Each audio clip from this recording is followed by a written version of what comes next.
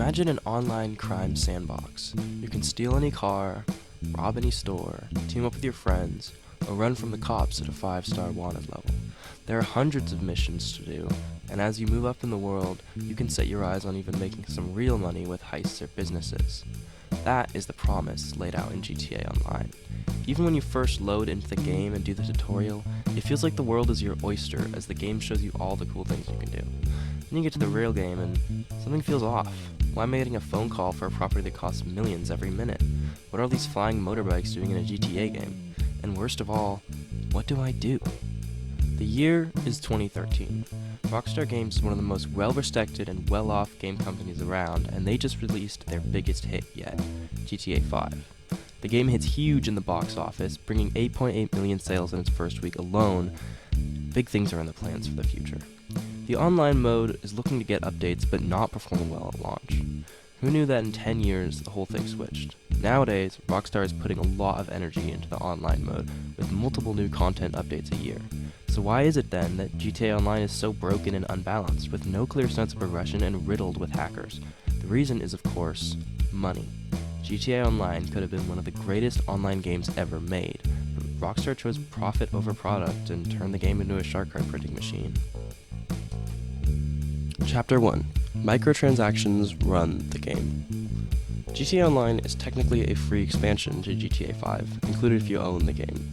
I say technically because you pay with your time. Almost every DLC that Rockstar have released in recent years has had some huge payroll upfront just to play the content. There's all of one business that is accessible for new players, and the missions are literally recycled from single player, but obviously without all of its charm. In order to play every DLC to its fullest, like buying the coolest new vehicle, or new property, or new business, you're looking at upwards of $10 million in-game. Even with the best grinding methods of today, which new players obviously won't have access to, that's going to take you over 10 hours of the same heist and missions. This is obviously not good for longevity and player enjoyment, not to mention it clearly doesn't reflect the claims of an open crime sandbox. If you have to grind for hours and hours just to play new content, or even play the game, it's going to turn a lot of players away. Or just to unsavory methods. We'll talk about those later. Speaking of the new player experience, it takes about 10 hours just to get the first affordable business alone. TGG's guide for getting started in GTA Online is an entire hour long. The grind just to have some of the more powerful vehicles, which you need to hold your own against other players and make money efficiently, is something like 20 hours.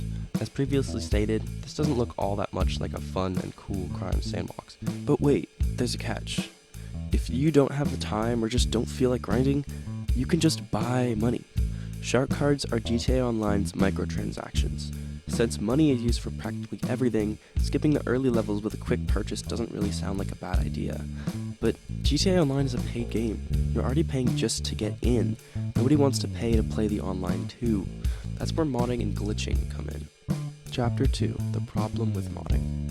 If you play GTA Online on PC, you will encounter modders. It's just a fact of life. What are they exactly?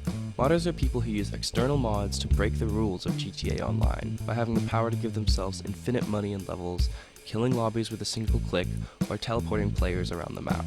This is obviously unfair and broken, and what I listed barely scratches the surface. Basically any lobby with more than 10 people in it will have modders, which can often lead to bullshit circumstances like God mode players killing you over and over again. In any popular online game, the devs usually do lots to combat cheaters. The Overwatch system in CSGO, anti-botting measures in OSRS, and while these efforts are usually unsuccessful in a whole, that's because hackers keep developing more complex and creative hacking measures. In GTA Online, however, the reason so many people hack is because Rockstar does nothing except encourage it with steep paywalls in an effort to get shark card sales.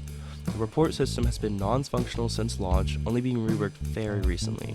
Rockstar has not even made statements addressing modding directly and saying they're going to fix it. In true Rockstar fashion, instead of fixing the game, they simply put a band-aid on it. Nowadays, you can do practically everything you could do in a public session on your own invite-only session. This sounds great until you think about the entire point of the game. It's called GTA Online, and the devs, instead of fixing rampant hackers, just say, hey look, but you can play it by yourself. Shouldn't need to explain how this goes against the entire basis of the game and all the cool promises it makes. Chapter 3. Rockstar's double standard, specifically with patching glitches.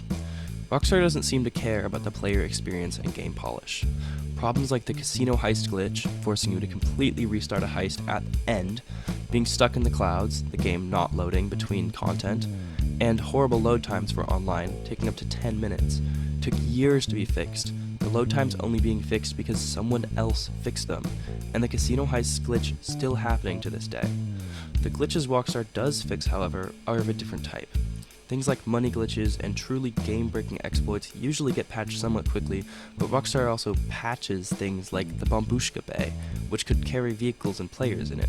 When people found out they could use it to complete terrible MC Clubhouse sale missions, driving the slowest truck around the map 3 times, by the way, Rockstar removed it. You can't put vehicles in the Bombushka anymore because players use the sandbox to find creative solutions to problems that Rockstar created. Chapter 4: The Conclusion. GTA Online definitely still has its flaws. It's got its problems, and it doesn't nearly live up to the hype of what it could have been. But it's still a great game. I've had so many good memories, just cruising around the street, grinding for money, or, I don't know, just goofing off.